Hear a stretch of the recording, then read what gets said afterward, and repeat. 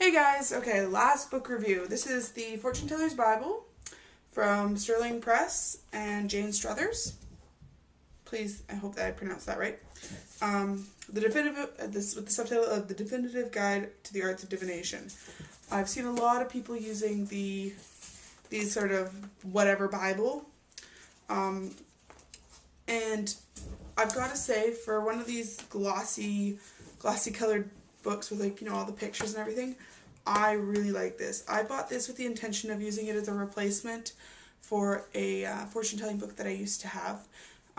It was, I think the original print date was like 1959. It was really, really old. And it had no pictures in it except for a couple of illustrations. And it was a pretty good one, but it was kind of hard to get into. And the nice thing about this is it's all color coded and there's tons of subjects in here. I would say that this is a good starting point book though. If you want to get into fortune telling of into any sort of divination, getting a book kind of like this where it kind of briefly touches on everything is perfect, because then you can play around with all of them, and when you find one that you really, really like, you can go and get another book on that instead of getting 500 books on all of them and finding out within the first chapter that, oh, I'm not really into I Ching, so why do I even have an I Ching book? Whereas if you get one book like this, you if anything, save shelving space. So I'll tell you first off, it's got a really nice chapter in the beginning with regards to the ethics and stuff of fortune telling and how to how to do it so that you're not scaring off clients and stuff like that, or friends. And then there's Western astrology is the first chapter, followed by Chinese astrology. And the really cool thing about the Chinese astrology is they give you the typical, if you can see here, there's a typical chart of the years. But when you go in and, for example, with the rat here, it gives you the dates from the date the year started to the date the year ended. So if you're born on February 6th, 1913, for example, you're not a water rat. Whereas the year 1913, you would just think that you were, stuff like that, right? Or if, normally in the chart it'll say 1912 for the year of the rat. I'm just using that as an example because it's the one up here. But if you're born before the 18th of February 1912, you're not a rat. You're whatever was before a rat. So I think that that's pretty cool that they've even got that in there, that they've taken that into account, because I found a lot of 101-y type books whenever it comes to Chinese astrology, it doesn't take into account the lunar cycles. So that's pretty cool. And they've got the year of fortunes and all that. They've got numerology, which numerology, I don't think you really need a great big huge book on it. You just need a little book kind of thing. So they've basically covered almost everything that I think you need for numerology in here. They've got tarot, and what's nice is they've got the old school pictures. So it's with the old school. I think this is. It doesn't say what deck this is, but I think it's a generic old deck. But yeah, so each one has a picture and a little blurb.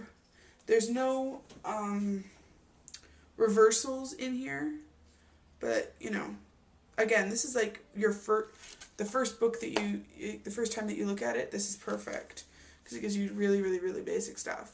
And and then it's got for the suits, there's a whole page on each suit. So really basic, really nice. And just a perfect starting off point. And then it's got a couple spreads and how to read it. They've also got cartomancy, which is the playing cards, which I think is totally cool, because I've only ever seen, besides that book that I had from the 70s, 60s, the only book that I've ever seen that had, or actually I've never seen another book that's had the cards. I think the playing cards are something that I find very, very hard to find. There is a blog where I'm going to do a video in the future about blogs and podcasts, but there's a blog where he actually did a blog post, and I think he actually wrote an ebook as well, giving information on how to do cartomancy, which I think is super cool. Definitely check it out. There's palmistry, and it's again really basic, but you know, if you find that you like doing this little basic stuff, go and get the next book. I Ching is in here, and they've got like a little blurb on every symbol. Runes as well, and they're using the Elder Futhark runes, I believe. Yeah, they're the Elder Futhark. So they've got like, you know, great big pictures and stuff on it, which is nice. Oh, and actually on the runes they do inverted as well. I didn't see that before. And then they do face reading, which is reading the shape of your face, and it denotes your personality and stuff. The next is scrying, and they have like a whole bunch of different scrying. Like they talk about the crystal ball, and with a bowl, and with a mirror. Although the thing that I find quite funny here is, you know, okay, the picture of the girl scrying at the bowl. It's a bowl of clear water. If you want to scry well with water, unless you're doing it at nighttime, I would suggest putting some ink in the water so you get that black surface. And the thing that really kind of gets me is the girl scrying to the mirror, and it's like a regular mirror, because all you get out of that is your face. But, you know, whatever. It's an illustration. And then they've got the crystal ball as well. And then they've got a whole section at the back of folk arts. And that's stuff like reading tea leaves and folklore with regards to, like, they've got the reading tea leaves, they've got the wedding dates, they've got the wax, where you drop the wax in the water, and then the shapes and stuff like that. So a really good starting point, I think, for fortune telling. Because from here, and I believe there's one on tarot, like the Tarot Bible, and I believe they've got a couple of other ones. So, you know, even if you really like this style of book, they've got other ones, right? But yeah, definitely suggest it. I've rambled on enough about this book. Oh, I didn't tell you the price, I think. I paid $17.95 Canadian at Chapters. I know you can buy them on Amazon.